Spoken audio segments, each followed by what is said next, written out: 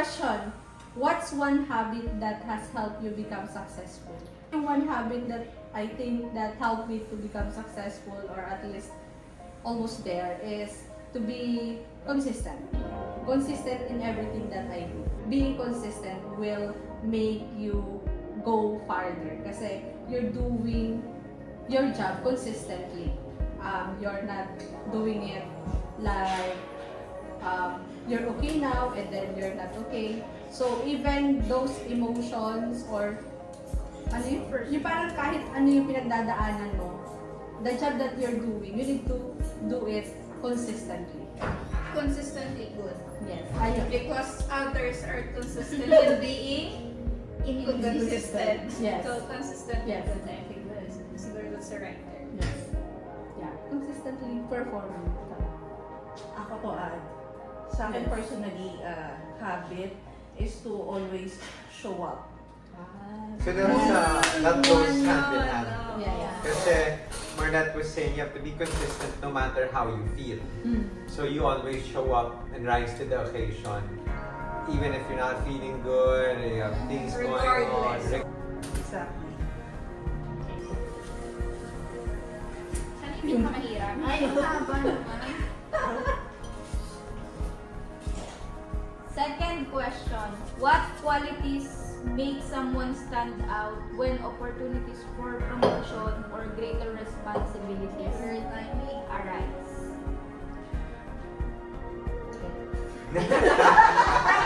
Ability, pasok ba? Oo, pasok yun. Always. So that's a huge part. Especially sa setup natin ngayon, work from home, doing the right things, even though no one is watching. All but gold. Goal. And I think for me personally, it's not just finishing the task that you have. Dapat you go beyond and quality yung output. Kasi if it is up for promotion and if it is just like you finishing but with a lot of, say for example, extension for deadlines, with couple of follow-ups. So, dapat, beyond yung results for you to be able to qualify. Results is as important as the process.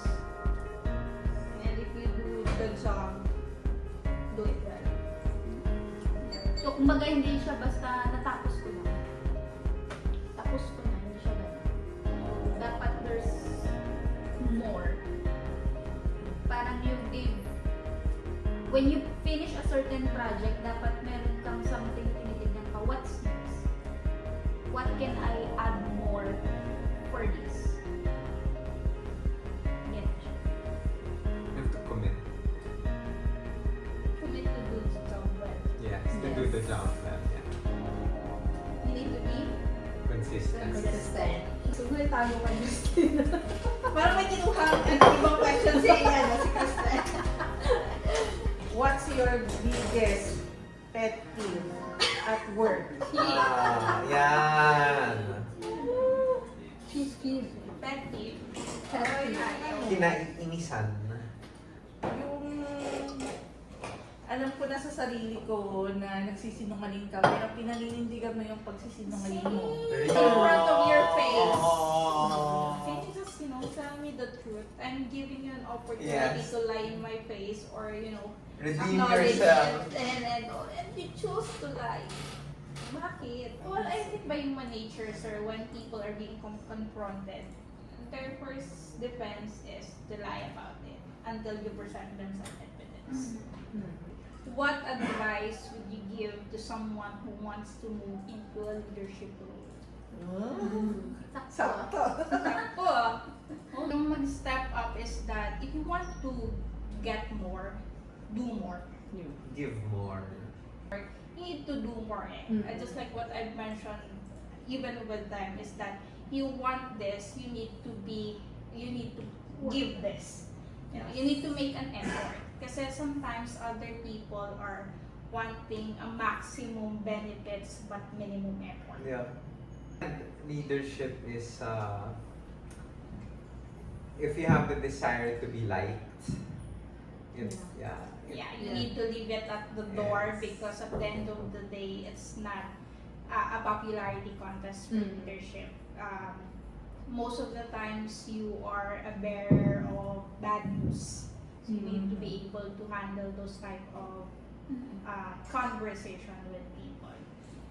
Yeah, and you will get most of the blame, less of the praise. And lead by example. To have a reference, they need to know if it is possible and if you're following whatever you're preaching. I think, this one, the leadership role is not for everyone. Yes. And not for those, yun nga, sabi ni sir, for you to be liked by the people. Because na, most of the time, it will not be as you wanted to be. But, you need to, of course, when you are in a leadership role, you need to stand what is right and what is for the good of everyone. Even some people wouldn't understand those decisions that you made. Not for those with a very soft-hearted and So for everyone, yeah. there's a lot to consider Yes. before stepping up. Some are, it's being handed to them, Mm. but others, they work Yes, they work for it and for it. learn the hard way. Learn the hard way. And it's still working in progress. So that's really Mhm. you're on leadership. You're already there, or that's, You're ready for that's it. the end. Mhm. That's the end of it. You'll still learn a lot from the people that you're working with. Whether again, nga, it's above you, lower than you, or it's within your level. So just continue learning. How do you measure success beyond numbers and KPIs? So numbers, KPIs, good because it gives us direction and also you're able to measure it. Diba? Without numbers, Quantifiable. without KPIs, you're not able to measure it. It becomes a intangible thing. So that makes it tangible. So beyond numbers and KPIs is your attitude, of course, your character, and most important is who you become. So from day one that you start here in the office in the company, and how you've grown, who you've become as a person, what you've been able to attain as an individual. Have you become more disciplined? Have you become more consistent? Have you been able to, has this been a good venue for you to be able to practice your talent or talents? So that's like seeing you guys, all of you, growing. You guys have grown tremendously. Yeah. And for me personally, I'm able to see now, this person has more than the material stuff that you've been able to acquire is who you've become as a person. You've become smarter, you've become more intelligent, you've become, you've grown, you have more wisdom, you have more patience, you're able to communicate better now, you're able to write better now, you're able to do different things better now. And it goes side by side with the promotion and growth, company growth and adapting and that takes out being stagnant. So it's always working on yourself, the 1% that you were talking about earlier. Everything else that we've been talking about. I think more than numbers and KPIs is personal growth and development. Emotional maturity. Emotional maturity, discipline, being able to listen, being able to understand data, how decisions are made. So this becomes a good playground for you, so to speak. Yes, I'm so proud of us girls. The Yeah. last man standing are women. Yeah. Yeah. So number 8 question. What's one mistake you've made that taught you the most? Hosties. Siguro yung sa akin yung process. Yung, ano ba yung sinasabi na learn it the hard way. Ito yung nagkaroon ako ng churn. na-churn yung ETF, yun, so hindi ko nasundan yung process, so, but at least, natuto naman ako. And so far, doon, sa mistake ko na yun nga, natuto ako, so hindi ko na siya talaga na-commit as far as I'm concerned, because it hits my, my commission. You need to follow the instructions. You need to, you need to follow the instruction. You need to follow the process. Kailangan mo makinig ng mabuti. Kung hindi ka naiintindihan, you need to ask bago mo gawin yung bagay. Experience is the best teacher. Yes. So Sure. I think yun yung bottom line there. But as long as, of course, I think we learn lang whatever we go to. Accountability. Regardless if it's good or bad, there's always something to learn about it. And learning, it's a continuous, it's a continuous process. Whether good or bad, good Jazz was saying, yeah, there's always something to Learn. learn. You grow as a person. You accept that, or you're coming in with the mindset that you don't know.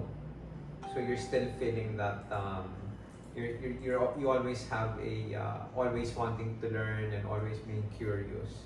So it's a very good attitude to have. Reference. There's always things to learn, different perspectives, different points of view. And it's always nice to see things differently and how it impacts everyone that's involved and most especially you as a person. And some mistakes are free, but others are costly. Yeah. Yes. Like Crystal. Alright. Tuition fee. Tuition fee. Consider that as a tuition fee na you learn something out of that situation. How do you make tough decisions? This is a tough question. But let's don't answer it. Well, I think when making a decision for us, for the company, for the people that we work with, not or for everyone, we need to see what's the good in it, if it is beneficial for both, if it is a win-win situation, if it will benefit the company, if it will benefit the people around it or inside it. So I think those are consideration in terms of making decisions. HR. What's the best career advice you've ever received? I think for me, Be a business owner, sabi ni Sir Kev. Sabi ni Sir Kev kanina. So, and when you really want to grow as an individual, whether it's for a career or personal, you need to work on very hard. So, yun, kumbaga, you will, at the end of the day, once you are already there, you will be proud of yourself kasi you really work for it so hard. Yes. Tsaka alam mong na-achieve mo. That advice is to fake it till you make it. In a positive way. So yun yung laging pamantayan ko when I do my reports, do my job, na kahit hindi ko siya alam talaga on the first time that I hear, I will try my very best to learn about it. But I will never say no, that I can't do it. I'll say that I can do it, and then I will figure it out. How can I do it? Correctly. good quality. You're of maximizing the tools. Yes. figuring it out. Everything that I can have just to get the result that I wanted, or just to deliver the task that I am was required. asked for. Yeah. Yung 1% better every day. yun din. So, it's better to have progress. Mhm. Even Yes. small steps lang, baby steps. Mhm. Kesa yung maging stagnant ka. Mhm. Every day there's something to learn. Yeah, parang Yun. 1% every day. Yes. Kasi pag nagtagal yan, if it becomes part of your habit nga again, being consistent. Magiging 100% Yes. yung 1% natin. 365 in a year. Yes, 1% every day. That's 365% in a year. As the company continues to grow, what new career opportunities or leadership roles do you expect to become available? And how can employees prepare for them? Okay. Kailangan mo That's i-introduce it makes sense actually. So we will always have to continuously adapt to all the changes, and we will always have to continuously evolve. You have to adapt to digitalization, AI. AI, Tech. automation. You have to keep up with what's going on. You have to be able to see where you have to be able to see where you can create additional value for our customers. How can you improve? How you can improve current processes that seem stagnant. I always tell you guys, diba? A lot of opportunities. It's Yeah, upper leadership, sir. yeah. Well, one is always adapting and knowing how to. So I've heard that a lot of people didn't want to adapt automation. Well, factor of that is probably unfamiliarity. And they're just trying to grasp first of how it works. They just wanted to see if it's working. So I think it's more of reference. They're looking for a reference before really trying it, and probably assuming that part of it is that I think you've heard this, that AI will replace a lot of jobs.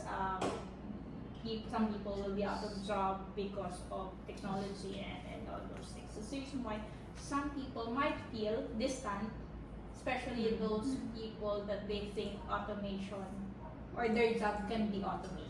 Threatened. Yeah. Threatened. But those are just assumptions. So going back to the question, there's a lot of opportunity, but the company will always, as part of all of us being leaders of the company, we will always have to push for being able technology adaptation. We can't be left behind and say no, it's ganito. We have to stay competitive and we have to stay relevant. And if we can actually be game changers with different things or different technologies, then that would be even be better. Okay. Question. What's one thing you wish every employee knew? Siguro one thing that I wish or I hope the employee would understand. In correlation with what Ms. just mentioned earlier about yung mga top decision that the leadership has to make. So sometimes, of course, they won't understand why it happens or why that decision came up. Because of course on us, we had nga yung sabi ni Ms. Jazz, we had a hard conversation, we had deliberation, we had long conversation before we came up with that toughest decision that we need to do. So I hope those employees that will have or will face those some bad news, they would understand Deep understanding. they would have deep understanding why it happened and why we need to do it. Because I think this ano is lang din. for the good of everyone naman. I think siguro bottom line is they just need to understand why. Why we came up with that decision. So again, we spent time, we spent a lot of meetings. Sometimes a 5-minute decision that we relay to them is a 2-week conversation on our end. It was not an overnight decision, and there's a lot of back and forth, there's a lot of meetings involved, a lot of There's a lot of consideration, consideration, and then we'll just deliver it in 5 minutes. So yeah, I think they don't know that. One thing that I personally really hoped and wish that everyone knew is that we care about everyone. Yes. Na every day we want to enrich everyone with Want them to succeed. we want everyone to succeed. Alright, thank you everyone for watching. Till our next Off screen!